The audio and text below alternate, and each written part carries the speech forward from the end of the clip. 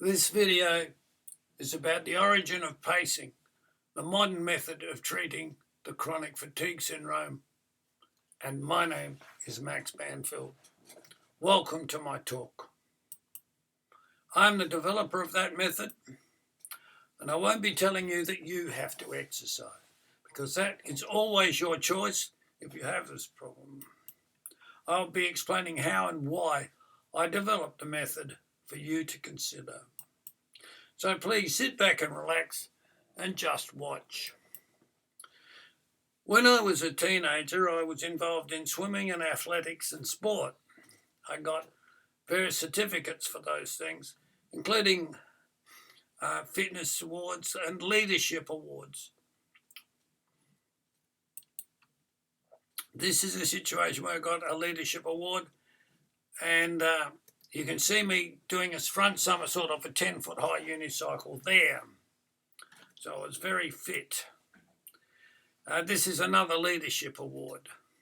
And as a result, I wanted to improve my capacity. So I applied for and was offered 3 scholarships to study leadership in a course called Group Work at the Institute of Technology. I was awarded all 3 and chose one.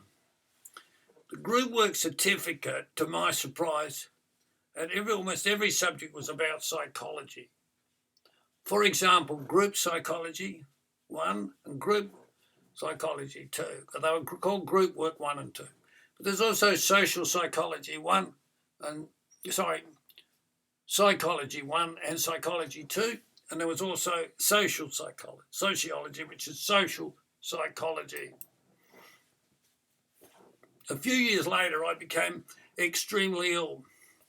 One of the main problems was that I had a very limited capacity to exercise, which was quite different to my previous capacity. And the medication wasn't helping. My doctor couldn't explain it. There's nothing on x-rays or blood tests. And the treatment was not helping. In fact, it was making me worse. Valium and barbiturates were adding to the problem. So I decided to do my own research. And at that age, I thought that any intelligent adult would do research to solve their problems. I didn't know that it's rather unusual.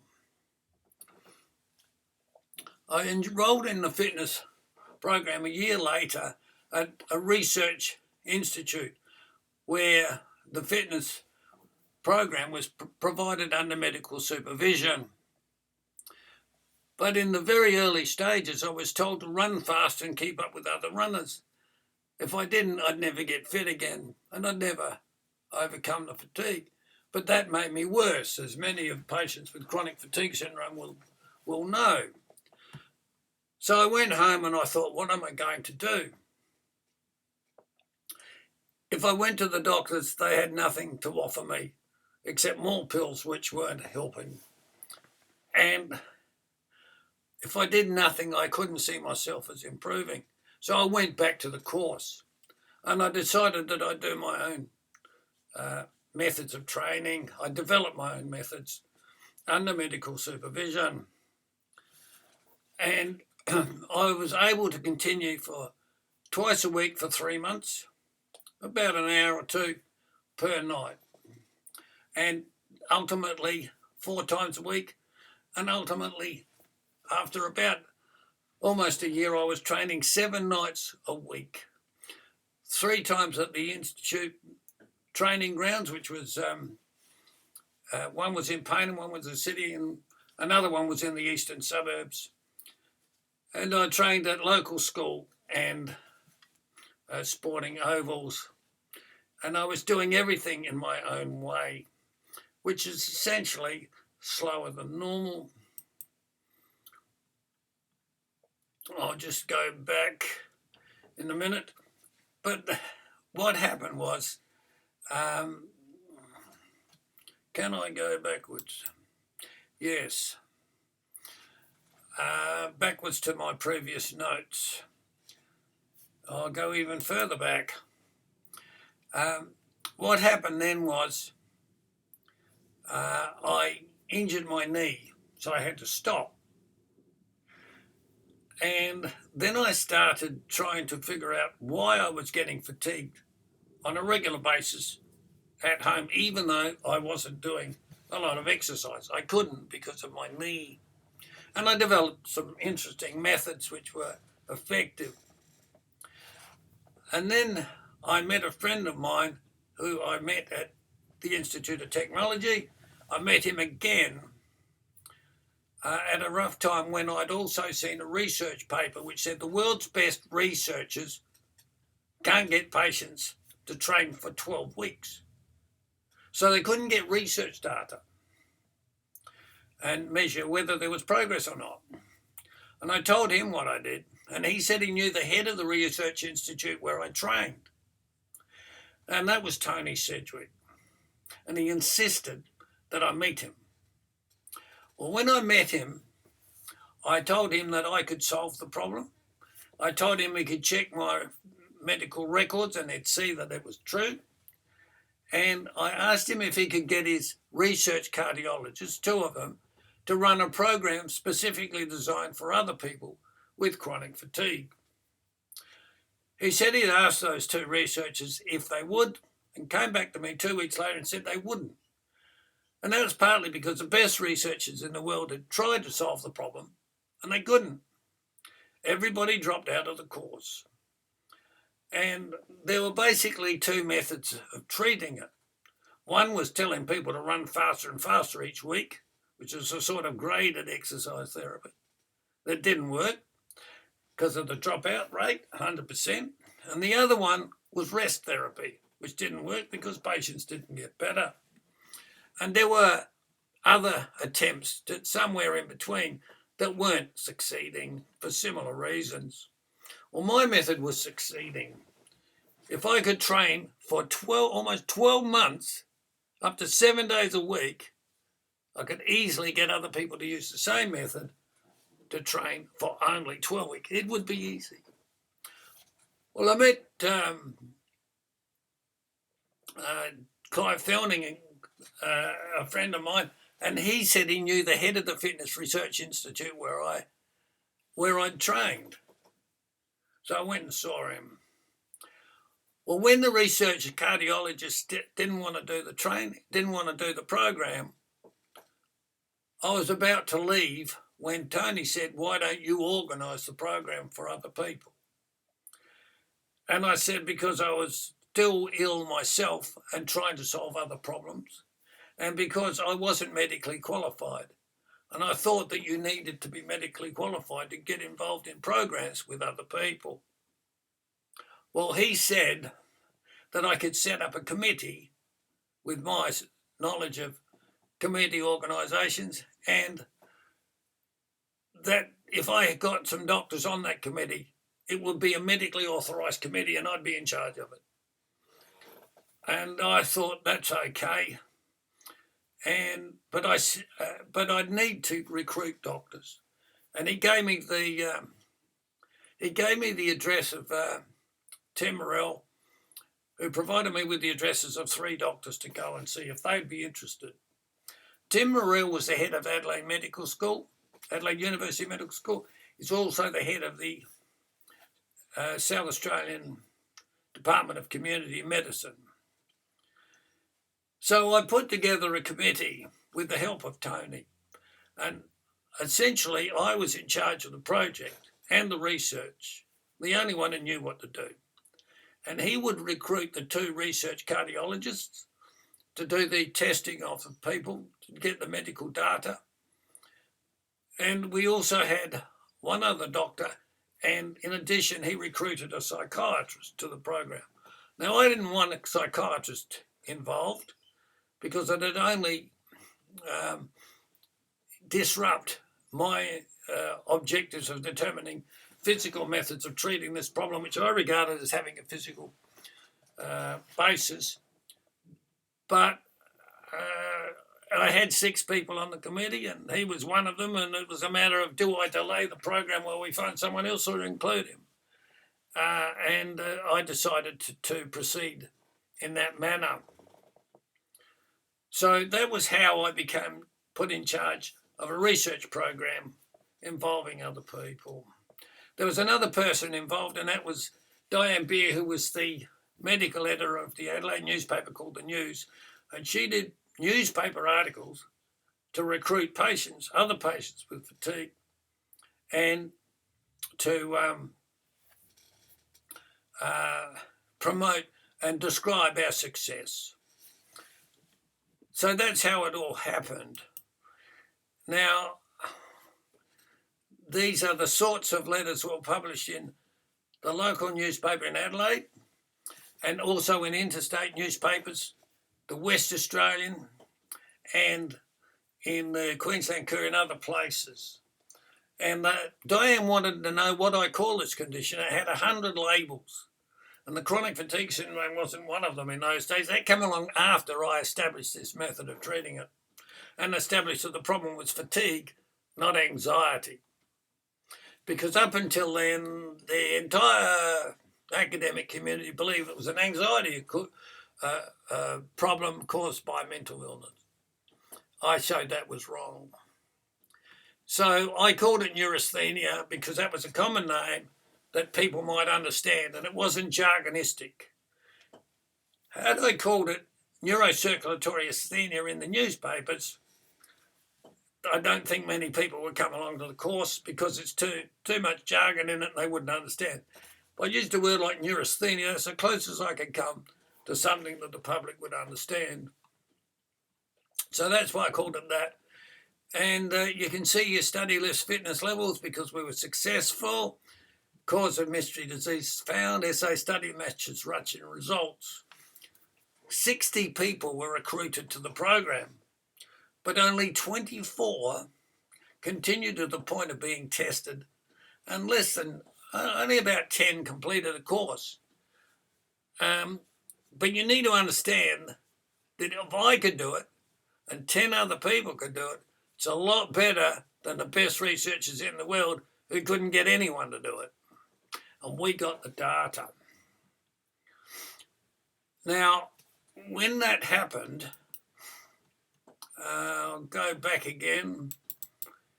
I said to Tony, if you want me to do this, I've got a lot of other problems I could be researching. I don't need to do this. But if you want me to do this and take charge of this program, other people won't endorse my theories. They say my ideas are wrong. Will you write me a letter that says that my posture theory is worth investigating and that my methods of treating chronic fatigue with exercise are worth investigating? So if you're watching now, don't get too concerned about this business. What you need to do is understand what I actually did, not what other people tell you I did. And he wrote that letter, and I thought, well, now I've got proof that this is my idea. Anyone who uses it, I'll get copyright, and I'll have the proof. They can use it as long as they pay me 5% for each exercise session, etc. So, shortly afterwards, sometime later, I received a certificate in the mail. Now, this was because the Institute of Technology and the Adelaide Teachers College merged to become the University of South Australia. And as I had qualified in group work at the Institute of Technology, they made me a member of their alumni association in social sciences. This is another essay I wrote for a natural health magazine in which I described classic fatigue. The academic literature was describing this as an anxiety neurosis, and I said it's not an anxiety disorder, and I called it classic fatigue. This was many years before they called it chronic fatigue syndrome. And here, people have tried to discredit my research. For example, in Wikipedia, I meant two editors in particular, had just told lie after lie after lie a year before they ignore me with their ignore all rules policy. But here it says, I'm not a well-qualified academic individual. I was posture writer there. He's a sports instructor, he said, who got interested in exercise for people with fatigue and worked essentially as a coach or physical therapy technician on a single exercise-related study. I don't see any sign of him having attended university. Well, I had, as you can see, 3 scholarships to study group psychology before I qualified in that. And I was in charge of 2 research cardiologists. They, for example, spent 6 years at medical school, 6 years becoming cardiologists, and another 10 years in research. I was in charge. And this guy, and we had another chap we had in our committee was an architect, and his hobby was physical fitness. And he was the person who did the exercise, was in charge of exercise down on the ground. And I wrote out my instructions for him to follow. And I told him, if he had any problems, let me know and I'll fix them. And so he was if anybody was a qualified technician, it was him. I was in charge of 2 research cardiologists. And these liars in Wikipedia are trying to say I was just a sports instructor. That is ridiculous and offensive, but they get away with all sorts of lies in Wikipedia. So there it says he's a sports instructor who got interested in exercise for people with fatigue and worked essentially as a coach or physical therapy teaching on a single exercise-related study. Yes, it was. Now they do this 1 million times a year around the world. The editors of Wikipedia know that. They're just liars. This is the ignore all rules policy medal they give each other. It's called a Barn Star. The head of the devil disguised with the halo of a saint or something.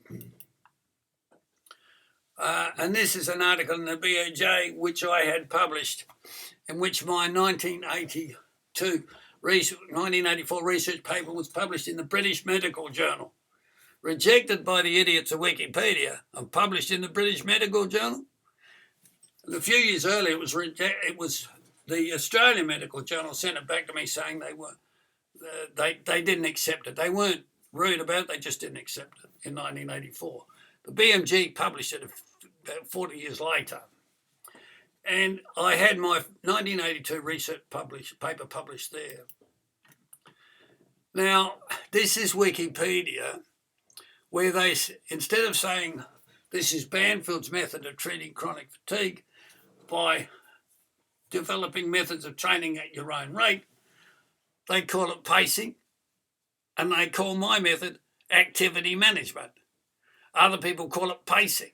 They're just stealing my method deviously by giving them extra labels. And this is just one example in Wikipedia of how they steal things. They don't say we're stealing Banfield's method.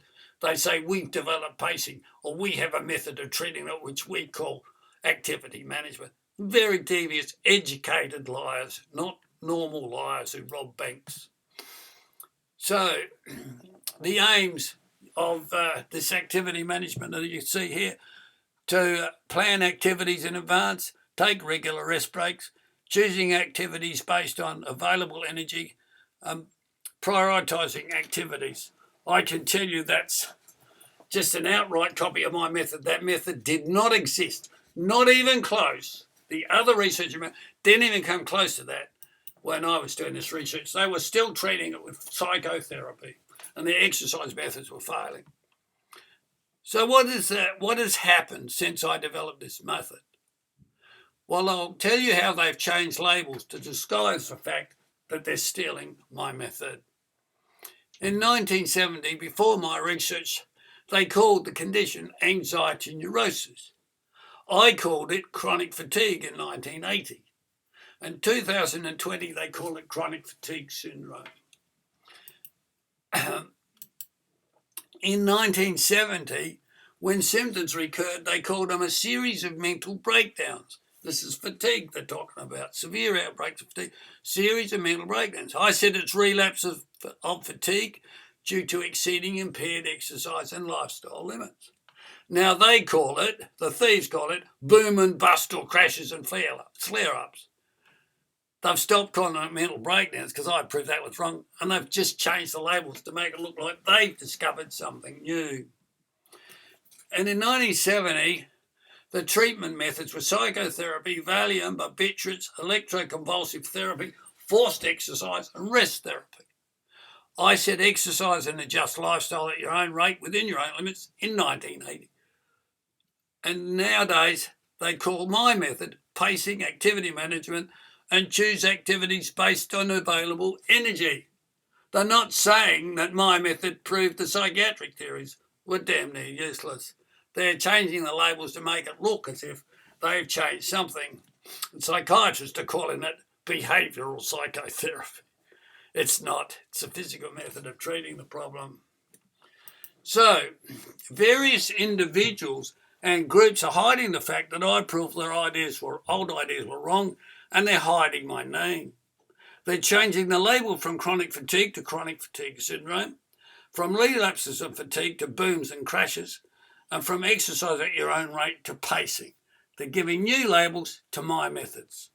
They're giving the credit to copyright thieves and nominating them for knighthoods and Order of Australia medals to deceive the public by making it appear as if important people made the discovery and that I am insignificant. Thank you for watching.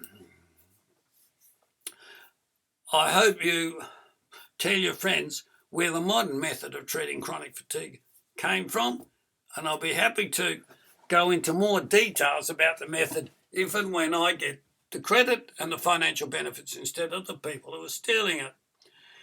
I'd now like to talk about, as I've now ended that talk, I hope you've been able to follow it. We've gone from using psychotherapy, which failed, and rapid exercise therapy, graded exercise therapy, which failed, and rest therapy, which wasn't particularly successful, to my methods. And pretty well fair enough to say you don't know I exist. They're hiding me very carefully because they want to hide their mistakes from history.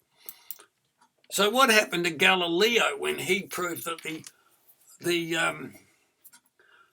the sun was the centre of the universe and not the earth? Well, he proved old ideas of the establishment wrong.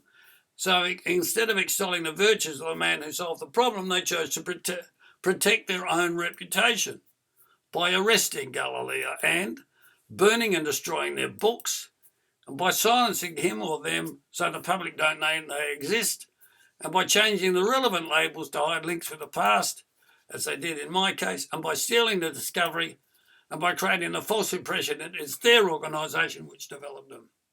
The establishment, whether it's the church or the academic community, don't like the public to know someone's proven them wrong, so they steal the ideas and say they did it, or they hide the ideas. So that's the end. I hope you've been able to follow it. Now, I am a problem solver, and I've solved all these problems with chronic fatigue. I'm the only person in the world who knows how to do it properly. But in order to deal with this, I have to be a good public speaker. Well, I do what I can. I also have to be a brilliant writer. I have to draw the right diagrams and graphs. I have to do a lot of other things that are not related to chronic fatigue. So bear that in mind. Don't expect me to do everything. I am the best researcher into chronic fatigue who's developed the modern methods of treatment. And this other stuff is something I do out of necessity because the people who are stealing from me, they've got all sorts of other skills relating to thievery. And now I have to deal with them. I didn't think I'd have to do that when I was young. Hope you understand, and do you tell other people what I've done. And thank you for watching.